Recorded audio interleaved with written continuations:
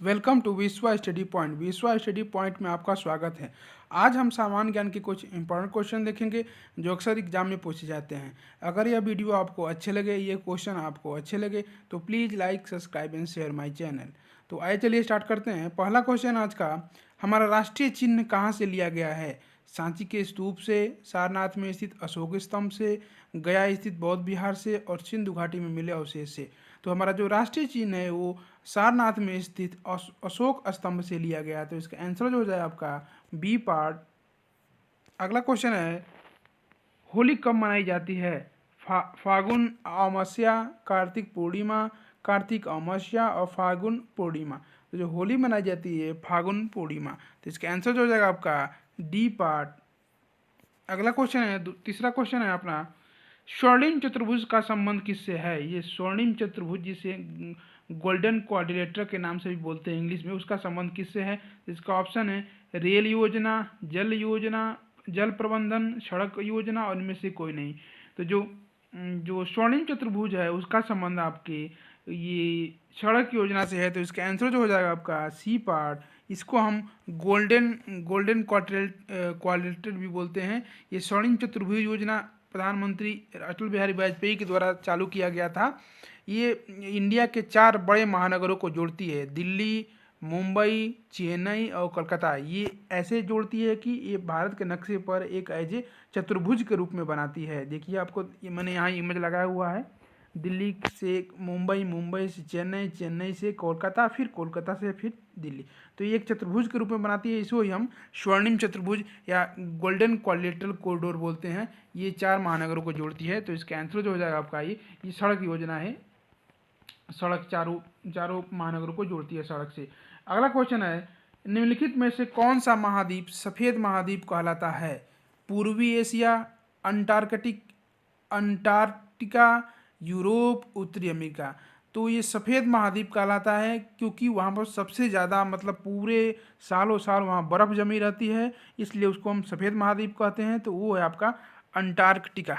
इसका जो आंसर हो जाएगा आपका बी पार्ट, अंटार्कटिका। ये जो अपना ग्लोब है, ये आपका ऐसे मानिए ग्लोब है ऐसे। तो इस ग्लोब पे जो कि बीच वाली रेखा होती है इसको बोलते हैं भूमध्य रेखा। ये ऐसे होती है बीच में, जिसको 2 पार्ट भागती है। तो ये जो ऊपर जो वाला एरिया होता है, ये ऊपर वाला जो एरिया वो होता है आर्कटिक, और ये नीचे वाला जो पार्ट होता है वो होता है आपका अंटार्कटिक। यहाँ हमेशा ही पूरा बर्फ बर्फ से ढका रहता है, इसीलिए इसे सफ़ेद महाद्वीप कहा जाता है। इसको याद करेंगे, अंटार्कटिका है जो का बी पार्ट आंसर हो गया। अगला क्वेश्चन है, ये इंपॉर्टेंट क्वेश्चन है। अगर पिछले वीडियो में मैंने इसे बताया था कि कर्क रेखा को 2 बार पार करने वाली या 2 बार काटने वाली कौन सी नदी है? बनास नदी, चंबल नदी, माही नदी और लूनी नदी। तो कर्क रेखा को 2 बार पार करने वाली, 2 बार काटने वाली रेखा नदी आपकी ये माही नदी है। तो इसका आंसर जो हो जाएगा आपका सी पार्ट, माही नदी। माही नदी 2 बार कर्क रेखा को काटती है। तो अगला क्वेश्चन है, निम्नलिखित रोगों में से कौन एक रोग है जो पानी के प्रदूषण की वजह से नहीं होता है? मीन्स बाकी जो रोग हैं सब पानी के प्रदूषण से होते हैं, लेकिन कौन सा ऐसा रोग है जो बिना पानी के प्रदूषण के होता है? तो इसका ऑप्शन है हैजा, हेपेटाइटिस, टाइफाइड, पीलिया।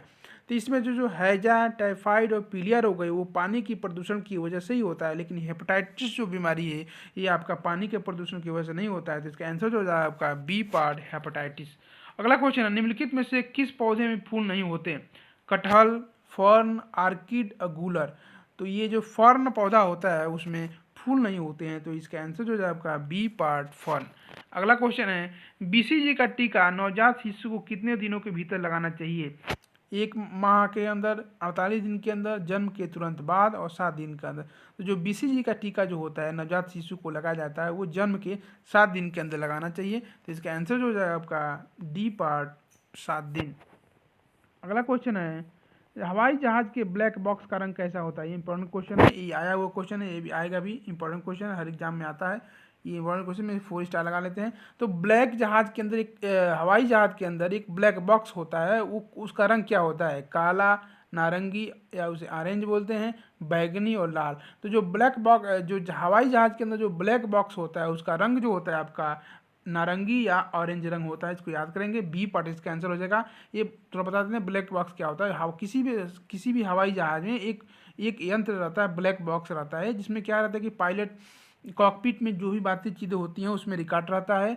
अगर कोई दुर्घटना होता है तो उस ब्लैक बॉक्स को ही उसका पता, उसको देखकर पता चलता है कि उसे एक्सीडेंट से पहले क्या हुआ था, क्या क्या नहीं हुआ था। उसमें सब बातें रिकॉर्ड होती रहती हैं जो पायलट होता है उसके। तो ये बहुत ही इंपॉर्टेंट होता है। अगर कोई जहाज़ क्रैश हो जाती है या कुछ उसका ब्लास्ट हो जाता है तो इससे ही पता चलता है कि क्या रीजन रहा होगा। तो ये वेरी वेरी इंपॉर्टेंट क्वेश्चन है। ये अक्सर पूछता है कि इसका रंग क्या होता है। नाम तो है ब्लैक, लेकिन इसका रंग होता है नारंगी, ऑरेंज होता है। तो इसका आंसर जो हो गया बी। अगला क्वेश्चन आपका, पृथ्वी की आयु का मापन निम्नलिखित में से किस विधि द्वारा किया जाता है? कार्बन डेटिंग विधि द्वारा, यूरेनियम विधि द्वारा, जैव घड़ी विधि द्वारा, जैव तकनीक विधि द्वारा। तो पृथ्वी की आयु का मापन हम कार्बन डेटिंग विधि के द्वारा किया जाता है। तो इसका आंसर जो हो जाएगा आपका ए पार्ट, कार्बन डेटिंग विधि। अगला क्वेश्चन है, दलाल स्ट्रीट कहाँ स्थित है? ये वेरी वेरी इंपॉर्टेंट क्वेश्चन है। ये दलाल स्ट्रीट एक शब्द है, ये किसी जगह के लिए बोला जाता है। तो कहाँ स्थित है? दिल्ली में, न्यूयॉर्क में, मुंबई में और लंदन में। तो जो दलाल स्ट्रीट है वो आपके इंडिया के मुंबई में स्थित है। तो इसका आंसर जो हो जाएगा आपका, आंसर जो हो जाएगा आपका सी पार्ट, मुंबई। दलाल स्ट्रीट किसे बोलते हैं? जो शेयर मार्केट होता है, जो उस जगह है उसी को दलाल मार्केट बोला जाता है। दलाल स्ट्रीट बोला जाता है जो शेयर मार्केट जैसे मुंबई में वहाँ ओपन होता है, तो वही है। तो ये मुंबई में स्थित है दलाल स्ट्रीट। इसका आंसर जो हो गया आपका सी पार्ट हो गया। तेलों के हाइड्रोजनीकरण में प्रयुक्त उत्प्रेरक है। ये केमिस्ट्री का है, बहुत इंपॉर्टेंट क्वेश्चन है, अक्सर एग्जाम में पूछता है। तो ये तेलों का हाइड्रोजनीकरण जब किया जाता है तो उसमें एक उत्प्रेरक का प्रयोग होता है। वो उत्प्रेरक क्या है? MO, NI, FePt। तो जो तेलों के हाइड्रोजनीकरण में जो उत्प्रेरक काम करता है वो निकिल होता है। तो उसका जो रासायनिक चिन्ह होता है वो NI होता है। तो निकिल इसका आंसर सही हो गया, इसका बी पार्ट आंसर सही हो जाएगा। अगला क्वेश्चन है, आर्य शब्द का शाब्दिक अर्थ क्या है? वीर, यज्ञकर्ता, विद्वान, श्रेष्ठ या कुलीन। तो आर्य शब्द का शाब्दिक अर्थ होता है श्रेष्ठ या कुलीन। तो इसका आंसर जो है आपका डी पार्ट, श्रेष्ठ या कुलीन। अगला क्वेश्चन है, गुप्त काल के किस शासक को कविराज कहा जाता है? श्रीगुप्त को, स्कंदगुप्त को, समुद्रगुप्त को और चंद्रगुप्त द्वितीय को। तो गुप्त काल के शासक समुद्रगुप्त को कविराज के नाम से भी जाना जाता है। तो इसका आंसर जो हो जाएगा आपका सी पार्ट, कविराज, नहीं सॉरी समुद्रगुप्त। इसका समुद्रगुप्त को कविराज बोलते हैं, तो समुद्रगुप्त इसका आंसर हो जाएगा। टीपू सुल्तान ने अंग्रेजों के साथ युद्ध करते हुए कब वीरगति की प्राप्त की थी? 1857 में, 1769 में, 1793 में और 1799 में। तो टीपू सुल्तान ने अंग्रेजों के साथ लड़ते हुए 1799 में वीरगति को प्राप्त हुई थी। तो इसका आंसर जो हो जाएगा आपका डी पार्ट, 1799। देवनागरी लिपि को राष्ट्रीय लिपि के रूप में कब स्वीकार किया गया था? 25 सितंबर 1949 को, 23 सितंबर 1949 को, 14 सितंबर 1949 को, 21 सितंबर 1949 को। तो देवनागरी लिपि को राष्ट्रीय लिपि के रूप में 14 सितंबर 1949 को स्वीकार किया गया था। तो इसका आंसर जो है आपका सी पार्ट, 14 सितंबर। इसीलिए 14 सितंबर को हम हिंदी दिवस मनाते हैं, याद रखेंगे।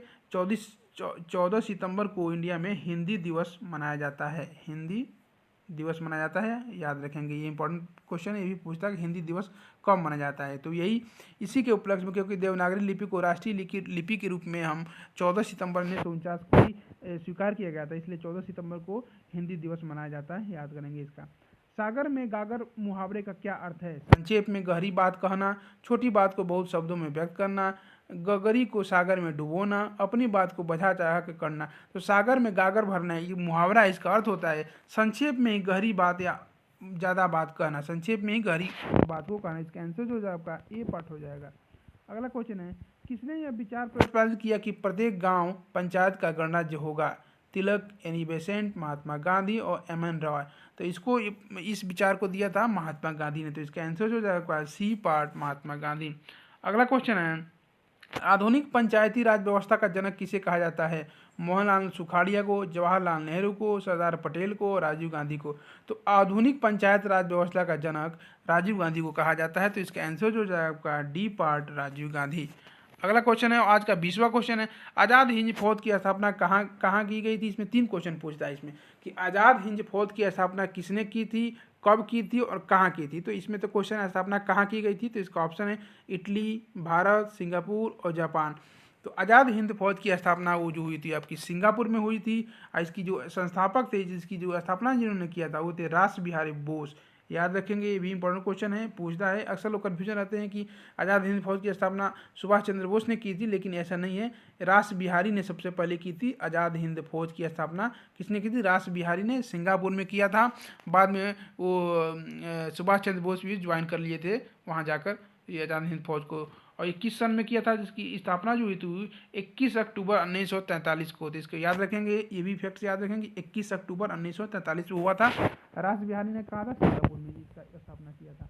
किसने कहा था कि हिंदू और मुस्लिम भारत की दो आंखें हैं? मिर्जा गुलाम हैदर, सर सैयद अहमद खां, रशीद अहमद और इनमें से कोई नहीं। तो ये कहा था आपका सर सैयद अहमद खां, जिन्होंने कहा था कि हिंदू और मुस्लिम भारत की दो आंखें हैं। तो इसका आंसर जो हो जाएगा आपका B part, sir Syed Ahmed खां।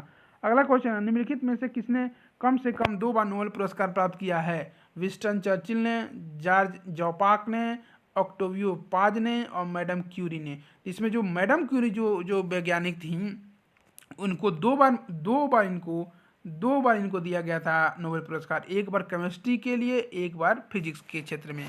तो आइए हम देख लेते हैं, इसका आंसर जो हो गया डी पार्ट हो गया है। ये देख लेते हैं नोट्स इसके बारे में। मैडम क्यूरी को वर्ष 2000, ये याद करेंगे, ये भी इंपॉर्टेंट फैक्ट जाएंगे। मैडम क्यूरी को वर्ष 1903 में रेडियो सक्रियता की खोज के लिए भौतिक का नोबेल पुरस्कार मिला था। और उसके बाद वर्ष 1911 में शुद्ध रेडियम के निष्कर्षण के लिए रसायन शास्त्र का नोबेल पुरस्कार मिला था। तो इनको भौतिक का भी मिला हुआ है, रसायन का भी मिला हुआ है। इसके अलावा लिंस पालिंग को भी 2 मिला हुआ है, 1954 में रसायन शास्त्र के लिए और 1962 में शांति का नोबेल पुरस्कार मिला हुआ। तो मैडम क्यूरी को 2 मिला, याद रखेंगे। एक मिला था 1903 में रेडियोधर्मिता के लिए, एक मिला था 1911 में। इसका आंसर जो हो गया आपका मैडम क्यूरी। अगला क्वेश्चन है, मैग्सेसे पुरस्कार विजेता के पहले भारतीय कौन थे? इंदिरा गांधी, विनोबा भावे, किरण बेदी, टी.एन. शेषन। तो मैग्सेसे पुरस्कार के पहले विजेता भारतीय थे वो आपके विनोबा भावे थे। तो इसका आंसर जो है आपका बी पार्ट, विनोबा भावे। देख लेते हैं एक पुरस्कार कैसा होता है। रेमन मैग्सेसे को एशिया का नोबेल पुरस्कार भी कहा जाता है। विनोबा भावे प्रथम भारतीय थे जिन्हें पहली बार रेमन मैग्सेसे पुरस्कार दिया गया था। यह रमन मैग्सेसे पुरस्कार फाउंडेशन द्वारा दिया जाता है, जो फिलीपींस के भूतपूर्व राष्ट्रपति रमन मैग्सेसे की याद में दिया जाता है। ये भी याद करेंगे, इंपॉर्टेंट फैक्ट्स है। तो ये विनोबा भावे को पहली बार दिया गया था।